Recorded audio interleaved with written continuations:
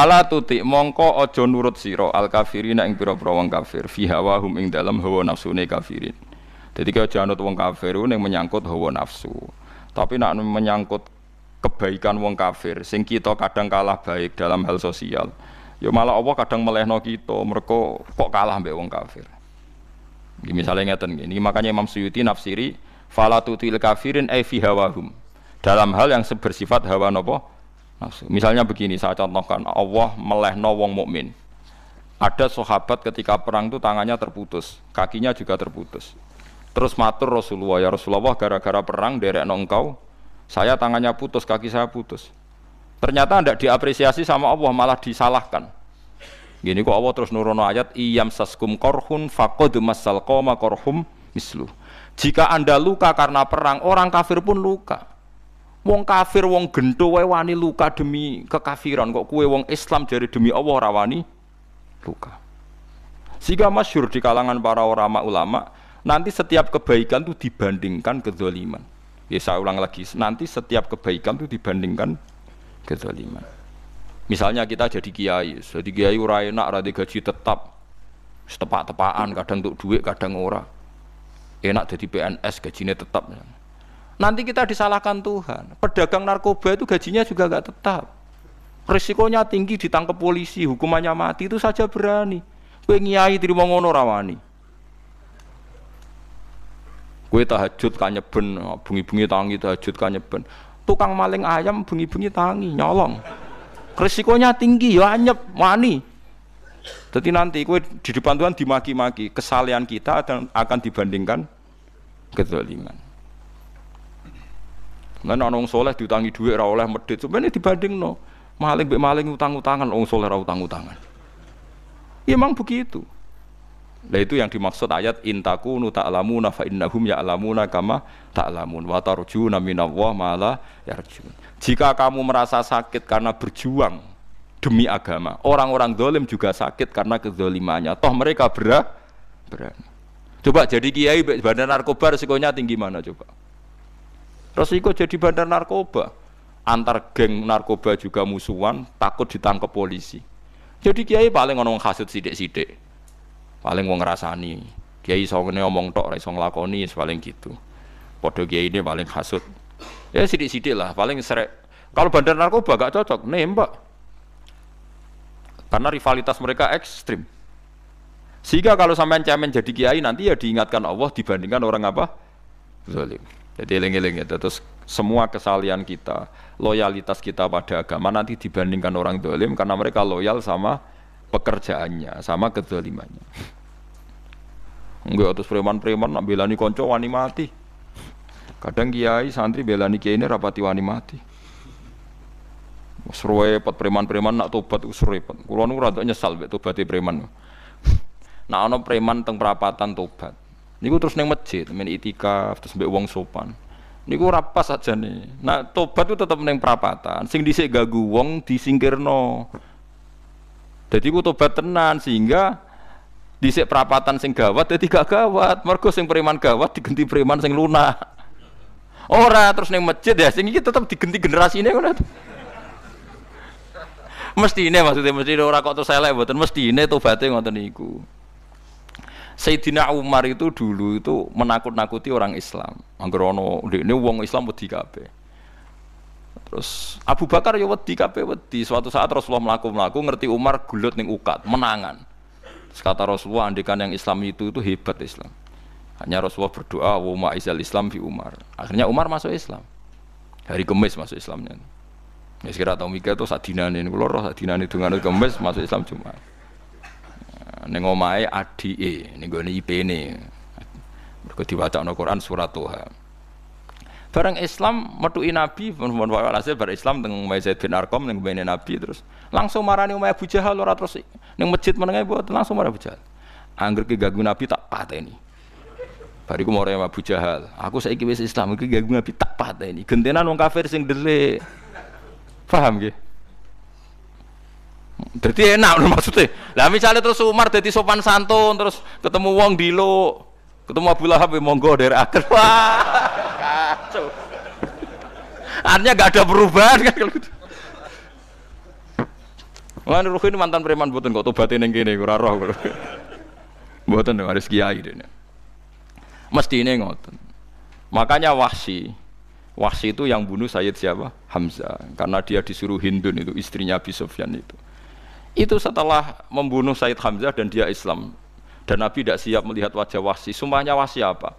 Saya bersumpah akan membunuh orang paling dibenci Rasulullah sebagaimana saya pernah membunuh orang paling dicintai Rasulullah. Terus tobatnya dia mateni Musailamah al-Kadzab. Wong sing ngaku Nabi ngarang Quran. Itu tuh sing mateni sinten? Wahsy. Jare Wahsy sebagaimana aku pernah membunuh orang paling dicintai Rasulullah, tobat saya membunuh orang paling dibenci Rasulullah. Lah misalnya terus Wahsy tobat, sampean nyapu masjid, terus gak duwe selera tarung. Zaman kafir tarungnya tenanan, bareng Islam menyapu masjid.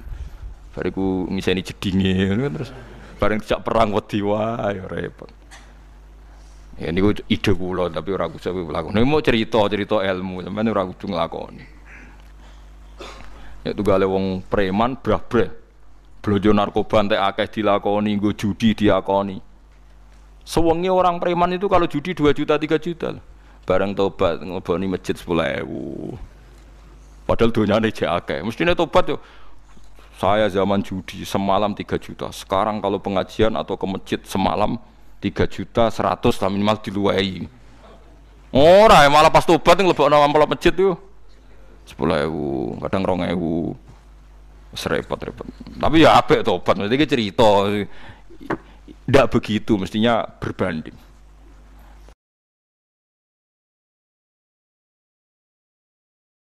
Paham nek sampean takok tobat itu cara ulama nggih ngoten niku berbanding. Malane riyen Khalid bin Walid itu jadi panglima perang Islam itu.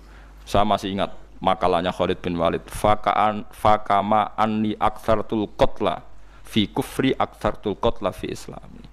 Dulu ketika saya kafir adalah sangat banyak membunuh orang Islam. Perang Uhud kalah itu karena panglima orang kafir adalah Khalid. Dia cakap sekali dalam mengatur strategi perang. So Khalid itu utek elek kan, pikirannya ala sahabat yang menuso ruhin es kayak wong wedok ambek apa jenenge ghanimah mesti medun. Sahabat ora kabeh kaya aku kan ana kaya kue barang macam-macam. Gunung Uhud itu dhuwure mok sak musolane iki jamira Gunung Uhud kaya Merapi niku mboten. Nah kaya Merapi amanah ning dhuwur tetep ra kenek, meleyang to. Dadi Gunung Uhud itu dhuwure mok sak musolane mbok dhuwur pundi. Wong kula nate mriko bolak-balik kan gak bisa nih orang tahu. Kalau kayak orang India, jadi malah itikaf teng gunung loh, Uhud. Mobil dalilnya bobo ya raro. Lah itu Khalid bin Walid pinter, dia ketika kalah itu muter ke belakang terus ghanimah itu dilepas. Ya, dulu itu dalam perang dulu tuh ghanimah itu kan perempuan sama apa? Ya sama barang-barang itu. Ketika dilepas itu dianggap sudah mengaku kalah. Ada sahabat yang kok ruhin itu udah akabiru sahabat, ada sahabat papan atas, sahabat yang seperti itulah, sahabat kebanyakan turun ternyata Khalid itu muter terus naik dari belakang. Pas sahabat turun, dia naik dari apa? Yo penak karek manai kok dhuwur, itu akhirnya kalah. Itu ya gara-gara strategi ini Khalid bin Walid. Nah terus dia bersumpah, saya bersumpah semua kecerdasan saya, semua kecanggihan saya akan saya gunakan untuk membela Islam.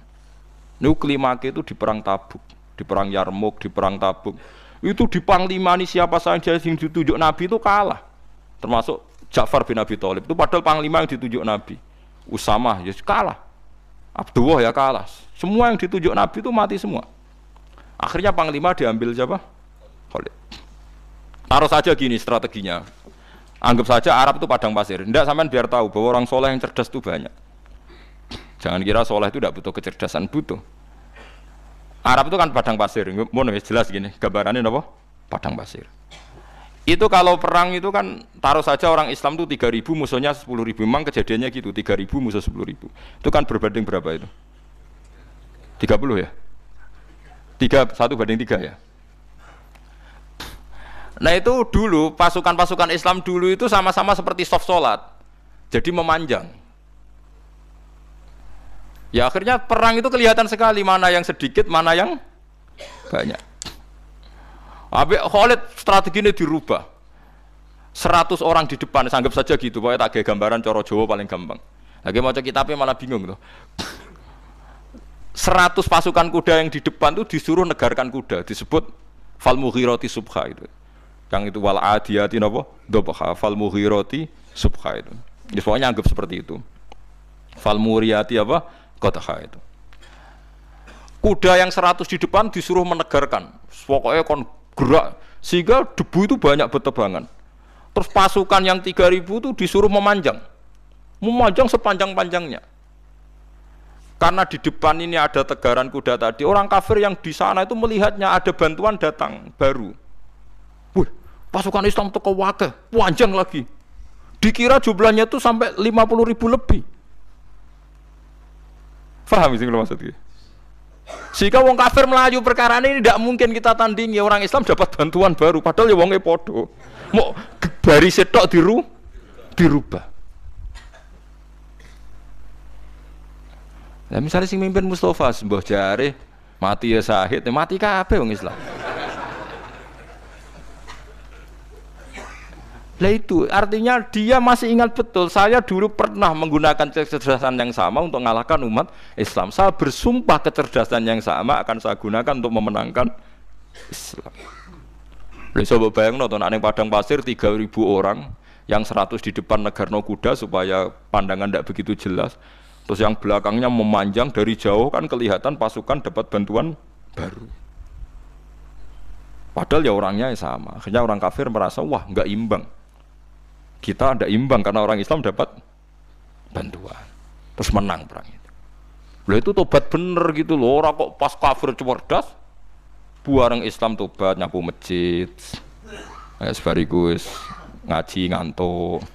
Padahal zaman kafir cerdas, memperdayakan ekonomi nganti sugih bergeder.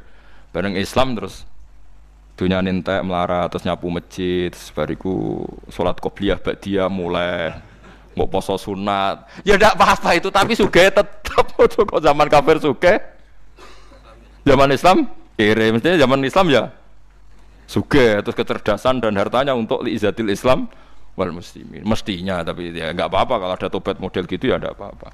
Ojo kok terus dari Gus Pak ngono kok elek ya ora ana jenenge tobat mesti apik, tapi enggak fair gitu loh.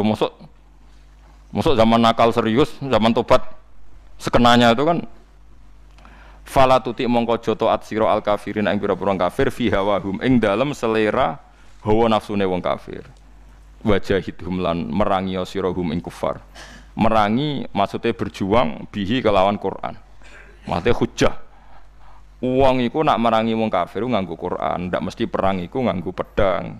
Niki jelas kita bire iki wajah itu bihi ebil Quran. Maksudnya perang nganggo Quran itu kita melatih argumentasi atau hujah yang dengan hujah itu jelas-jelas ketok benere agama napa Islam.